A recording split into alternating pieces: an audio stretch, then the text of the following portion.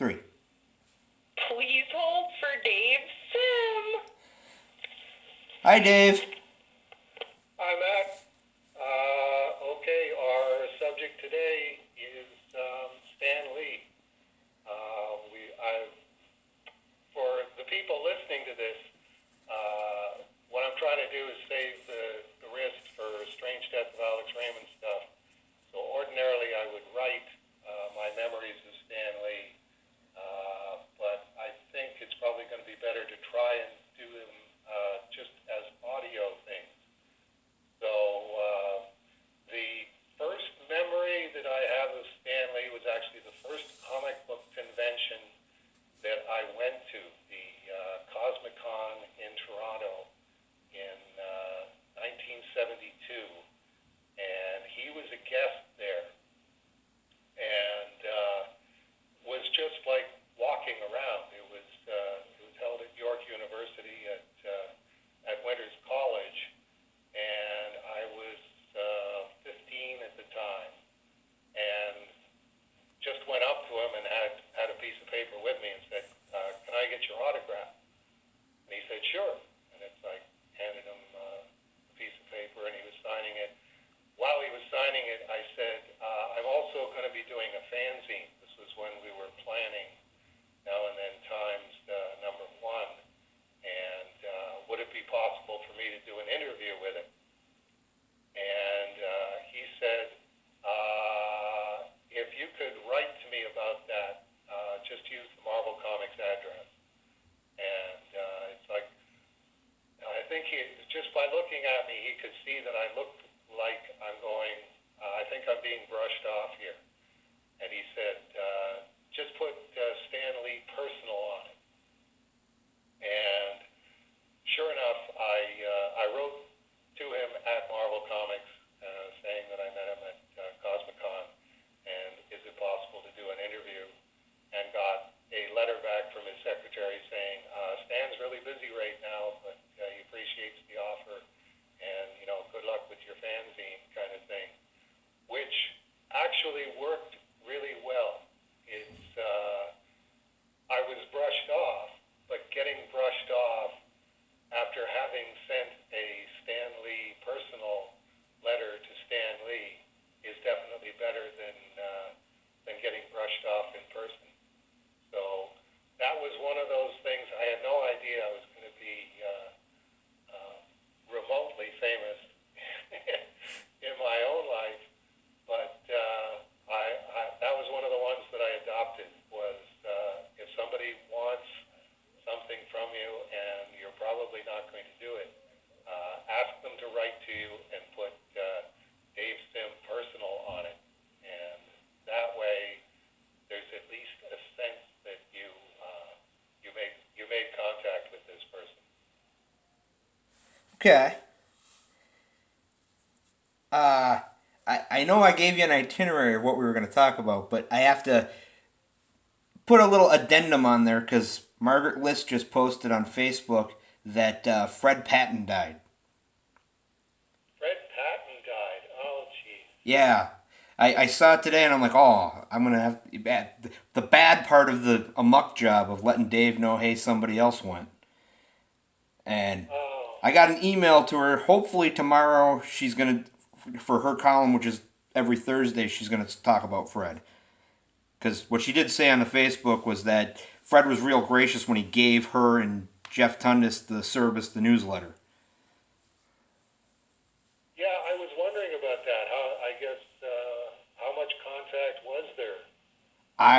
That I don't know, but I will email her saying, hey, we're kind of wondering. Right. Because I'm hoping that's what she does, because it will get it up on Amok a lot quicker than Saturday, which is the next day that I'll probably be able to say something, unless I butt in.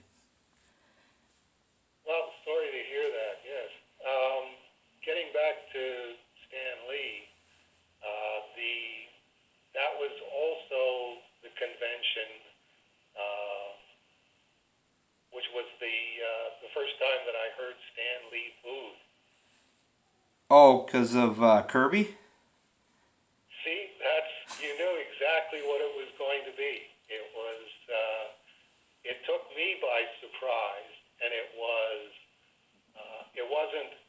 Stan Lee himself that got booed, but was the public address system when they were saying Stan Lee is going to be doing such and such a thing on such and such a panel or whatever. And it was an interesting effect because it was nobody was really at the point of I think saying anything to Stan Lee to his face or booing him in person, but we were at the point of a public address announcement triggering boos from the really ardent Jack Kirby fans who, if Jack Kirby isn't drawing the Fantastic Four anymore, that's got to be Stan Lee's fault. Which, there's a case to be made for that argument, but yeah, no, I mean, Stan and Jack, it's a very weird, it's same with Steve Ditko, where it's a very weird thing of, unless you were there and unless you knew what was going on, it's all hearsay. Kind of like when you and Gerhard split up, that there was a lot of hearsay about, well, it's because of this or it's because of that, and there's two people that know. Right, and I don't think the two people know. Everybody has their own version of reality. Well, I'm a big believer in there's three sides to every story. Your side, their side, and the truth. Yeah, there was the observation in the paper, in the National Post, obit for Stan Lee, talking about there were times when Jack Kirby made more money than I did, and there was times when I made more money than Jack Kirby did. But I don't think he really understood how that sounded to the Fantastic Four fans, and how that sounded particularly to the Jack Kirby fans. Definitely in Stan Lee's defense, I think one of the things that gets lost in these discussions is what an incredibly innovative thing it was that Stan Lee did to come up with the Marvel method of doing comics. That's one of those, you never know when you're going to have a Scott Fitzgerald second act in public life, and that's definitely something that Stan Lee got in 1961. And when it happens, it's very easy to get snowed under by it. The fact that Marvel was suddenly that successful, virtually everything that they put out on the stand was selling, and selling better month after month. That hadn't happened in the comic book field pretty much since the early 1950s, late 1940s with the Love comics. And the fact that he came up with this method where you can actually write however many titles he was writing. I was sort of doing the inventory in my head. Okay, there's Spider-Man, there was the FF, there was Thor, there was the Hulk. Then that became Tales to Astonish, with Ant-Man. 2 stories in that one. Tales of Suspense with 2 stories in that one. How do you come up with a way so that you can write all of these titles and keep them consistent? And at the same time not have the quality suffer. And not only not have the quality suffer, but to become this incredibly idiosyncratic, this is the way you do comics that people like to read. One of the things that I thought about is he would tend to overwrite on occasions, but not really that often. He was just developing a new way of doing comics. And the more word balloons that there were in the panel, stretching the boundary of, well, okay, there they're in midair. You wouldn't have time to say 3 word balloons this length. There wasn't anybody he was working with who would fault that or criticize that, particularly the inkers, because it's like the more the word balloons are covering up, the less is I have to ink here. Right. Well, that was a couple of years back when he was still living in Wisconsin. Jeff Seiler read a New Yorker article about, it was a profile of Neil Gaiman. And the writer was making it sound like, it was a Herculean task to write 75 issues of Sandman. And Jeff was sending a letter and taking him to task because, you did 300 issues. And he's reading me the letter, and I'm like, yeah, in the early 60s, Stan Lee wrote 8 books a month. This isn't like, you want to play the who did what game, we can, but, 75 issues over however many years is a monumental task. But there's people that have done more, there's people that have done less, there's people that have done better. And I was trying to say to Jeff that, taking the writer to task is fine, but you're taking the writer to task for a specific person as opposed to, Stan used to, which is what my point was. Right. It's the same as, that's one of my other Stan Lee stories was at one of the Diamond trade shows, where I had a suite because I was trying to promote self-publishing, and it's like, let's have a place for the self-publishers to gather so that we can talk about self-publisher stuff, because what everybody else is doing doesn't really apply to what we're doing. And I heard the door open across the hall, obviously somebody getting room service, knock, knock, knock. And I went, that's a very familiar voice, and jumped up and ran to the door and looked through the peephole, and sure enough, I had the suite across the hall from Stan Lee. And Stan Lee, I was sort of pleased with that because I had Harbor View at the Hyatt or whatever it was, and Marvel had just sprung for City View or Stan, and sat there going, should I go over and knock on the door? It's like, how do you introduce yourself as, hi, I'm the guy that broke your consecutive issue streak? And would he know, and would he even care? And I honestly couldn't tell you. That would be... And I sat there completely immobilized by it, going, I would like to, but first of all, the guy just got room service. He's just sitting down to eat. He's not going to want to hear from me now. But how long does it take Stan Lee to eat, do you suppose? There's an episode of The Big Bang Theory where the comic book store that all the guys go to has Stan coming for a signing because the owner's cousin is Stan's podiatrist.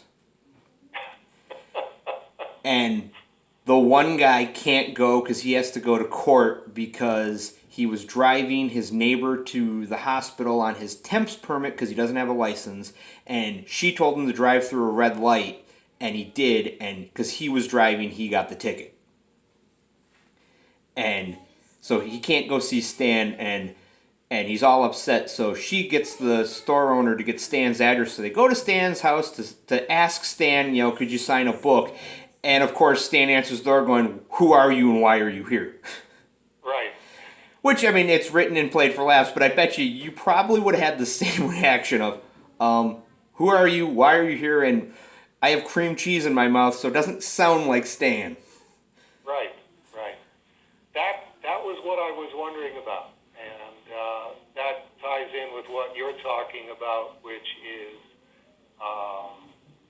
breaking Stan and Jack's record, which Gerhard and I did at issue 167, most consecutive issues by a creative team.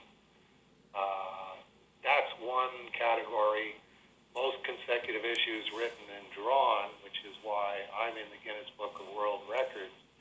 And all of this is pretty much beside the point in terms of who Stan Lee is and who Stan Lee was And the fact that, same thing with Siegel and Schuster, we owe a lot to that guy because of exactly what he did, which was to micromanage the writing on all of the Marvel titles. And it wasn't even just the superhero titles. People forget about Kid Cold Outlaw, Right. Patsy and Hetty. All of those, Stan was writing all of those titles as well at the same time. And keeping all of this stuff straight in his head. I mean, for every example where Bruce Banner all of a sudden gets called Bob Banner for one issue, there wasn't a lot of that. It was pretty consistent storytelling, and how he ever kept all of that straight in his head as these stories are coming in, as haphazard as the mail is, because that's how it came in, was in the mail, in a mailing too. Open the package, unroll the pages. They're all in pencil with little notes scrawled all over them, and go, oh, right, Iron Man. Okay, here's the supporting cast. What's her name again? Well, and that Where did I leave off? Whenever it was the last time that you saw the Iron Man pages, which may have been a month ago, or may have been 2 weeks ago, or may have been 3 weeks ago, depending on how the mails were run. I know Stan has said repeatedly the reason there's so many alliterative names was because he figured if you could remember one of them, the other one would come to him. So that's why it's Reed Richards and Sue Storm and Peter Parker and Bruce Banner and Pepper Potts. And he did that, however long that was before he started bringing in guys like Roy Thomas to alleviate the pressure. He did keep track of it all himself and did a thoroughly engaging job, not only of the actual comics, but writing all the stuff in the back as well, like answering the letters pages, doing the Merry Marvel Marching Society text pages and stuff like that. It was, you could only do that for so long while it's getting bigger and bigger under you. And when you have to jump off, you're going to have to jump off. But it wouldn't have had nearly the momentum that it did, I don't think, without Stan Lee. Well, I know that up until I think it was 68, Marvel was limited by the distributor to 8 books. So that helped. But yeah, I mean, there's the 10-page Nick Fury story and what's the name of that woman that he likes again, and Right. And there's Doctor Strange and he's fighting that demon with the fiery head, and is his name Doorman? Yeah, his name's Doorman, right? Yeah, something like that. I mean, I have no idea how he would keep track of all of that at the time. It's like one of the big pluses for me is that it was just one title. All I had to do was keep track of all of the Cerebus stuff. It wasn't a matter of today I'm working on this, and whatever comes in tomorrow, that's what I'm going to be working on. Well, I had the same. With Race Car Comics 3, the one with the mouse skull idol. Right? In the first page, I say that it's a ripoff of American Idol, which is a ripoff of the old Legion tryout issues. Well, somebody posted something about it online, and they said that quote. And I'm like, oh, that's a really neat observation. I mean, I never thought of that. And then I looked at the issue, I'm like, oh, wait, I did think of that. You came up with that. Yeah, I came up with that, and they're ripping me off. I'm like, I was going to have to rip this off. I'm ripping myself off. Okay, I gotta run now, but I was going to suggest that you ask people when we do start doing a regular once a month please hold for Dave Sim. When do they? Oops. Like last Friday in the month, the first Monday in the month. What you want it to be a day that's not accounted for on A Moment of Cerebus at this point. Yeah, but if I have to, I can move. The only 3 days that are accounted for is Wednesday's Ben Hobbs, Thursday is Margaret, and Friday is the weekly update. And Ben and Margaret, I'm sure, are flexible enough to jump to another day if everybody goes, we want this every Tuesday, or Wednesday, or Thursday, or whatever. Right. Okay, well, same thing as Jack Kirby did Jimmy Olsen for DC because he didn't want to knock anybody off of a book. It was, you tell me whatever is your lowest selling title, and that's the one I'll draw. So we'll do the same. We'll do the same thing here. Try and pick an available day for our whatever Matt Dow thinks needs to be asked about this month. Please hold for Dave Sim, and then every once in a while we'll also be doing, unfortunately, the I remember whoever it was that just died. Please hold for Dave Sim. Okay, and of course, if anybody wants to send something in of, hey, I really want Dave to answer this question about this, I will ask any question except for what the deal with Sir Garrick is. We've already agreed we're never, ever going to talk about that. Or Aardvark. We're all done with Aardvark. Yeah, we answered that one. It was because it was the first animal in the alphabet. Oh, you also had asking about the hand wrist, which was a good prompt. So I've done a segment on that in the weekly update coming up Friday, the 16th. Okay. And it's this is how the hand wrist has been for about the last 8 months. So if you can give that some sort of iconic status as a how is Dave's wrist? I have promised to update that if it ever changes. But like I say, for the last 8 months, if you ask anybody that asks me how the wrist is doing, this is what the answer is. Okay. Good. Well, that's anything that people want to know that, Oops. You still there? Yep. Okay, I'm getting a phone call on the phone from Belgium, Wisconsin, and they're going to have to just wait and go to the voicemail. Well, I got a prayer time coming up. Okay. I'm going to run along anyway, but nice talking to you, and all the best to Paula and Janice and Bullwinkle. Okay, I will pass that along. Okay, take care, Matt. You too, Dave. Bye. Bye-bye. Okay, people, so if anybody's got any questions for Dave, leave them in the comments or email them to momentofcerebus@gmail.com, and I will forward them up to Dave, and then I will hold for him.